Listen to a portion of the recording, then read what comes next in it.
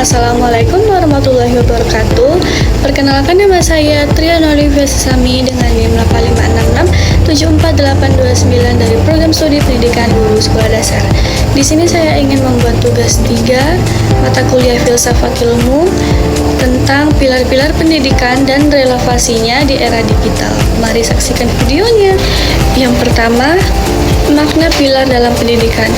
Pilar artinya tiang penyangga dalam pendidikan. Pilar adalah nilai dasar yang menopang seluruh sistem pendidikan. Tanpa pilar yang jelas, pendidikan gampang terbawa arus teknologi tanpa arah. Pilar juga berfungsi menjaga agar pendidikan tetap punya jati diri bangsa, bukan sekedar transfer informasi.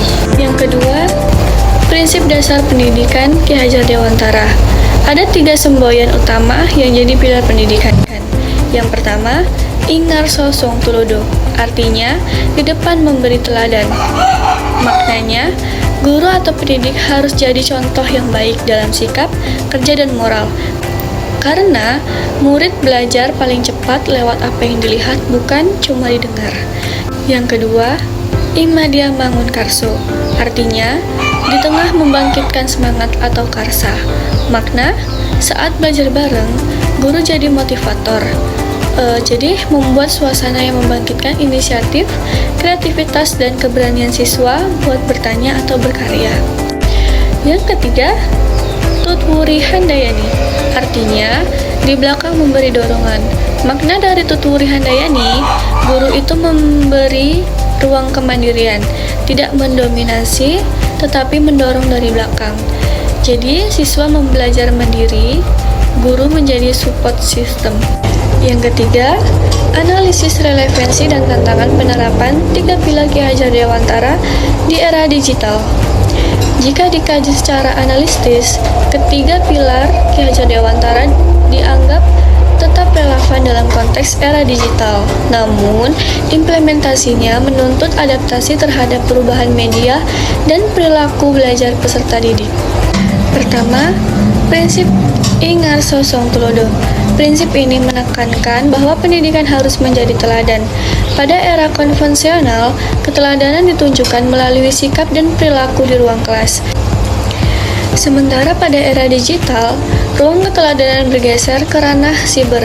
Pendidik dituntut untuk menunjukkan literasi digital yang baik, seperti penggunaan teknologi informasi secara etis, kemampuan memverifikasi informasi, guna mencegah penyebaran hoaks, serta etika berkomunikasi di media sosial. Tantangan utama dari prinsip ini adalah terjadinya pergeseran figur panutan.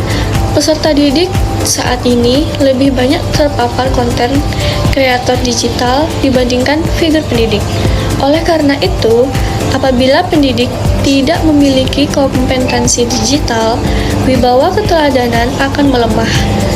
Sebagai contohnya, pada masa pembelajaran jarak jauh tahun 2020, pendidik yang proaktif mempelajari platform Zoom dan mengajarkan peserta didik cara melakukan cek fakta digital telah menjalankan fungsi Tulodo secara kontekstual. Yang kedua, prinsip Ing Madya Mangun Karso. Prinsip ini menempatkan pendidik sebagai motivator yang membangkitkan semangat dan inisiatif belajar peserta didik. Relevansinya dalam pembelajaran daring menjadi sangat krusial. Mengingat model pembelajaran jarak jauh berpotensi menimbulkan kejenuhan dan penurunan motivasi belajar, yang dikenal sebagai fenomena Zoom fatigue. Tantangannya terletak pada tingginya distraksi digital yang dihadapi peserta didik, seperti notifikasi aplikasi dalam konten hiburan, dan demikian implementasi Mangun Karso pada era digital harus diwujudkan melalui desain pembelajaran yang interaktif. Misalnya, penggunaan kuis berbasis aplikasi Kahoot, diskusi kelompok melalui breakout room, atau penugasan berbasis proyek kreatif seperti podcast. Contoh konkretnya adalah pendidik yang secara periodik melibatkan peserta didik melalui kolom tanya jawab, sehingga peserta didik menjadi subjek bukan objek pembelajaran. Ketiga, prinsip Tutwuri Handayani. Prinsip ini menegaskan peran pendidik sebagai pemberi dorongan dari belakang untuk menumbuhkan kemandirian belajar. Prinsip ini sejalan dengan semangat Merdeka Belajar yang menekankan otonomi peserta didik. Era digital menyediakan akses luas terhadap sumber belajar mandiri seperti Kenal YouTube Edukasi dan platform Massive Open Online Courses. Namun, tantangannya adalah tidak seluruh peserta didik memiliki kesiapan dan kemandirian yang sama. Sebagian peserta didik justru mengalami penurunan disiplin belajar ketika diberi kebebasan, sementara sebagian lainnya terkendala akses teknologi dan konektivitas, khususnya di wilayah 3T.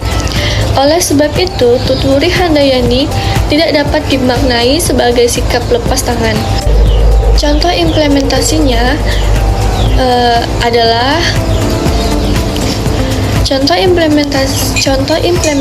adalah pendidik memberikan tugas berbasis proyek digital, namun tetap melakukan pendampingan dan umpan balik secara asinkron melalui grup WhatsApp. Dengan demikian, kemandirian tetap dibina tanpa menghilangkan fungsi bimbingan.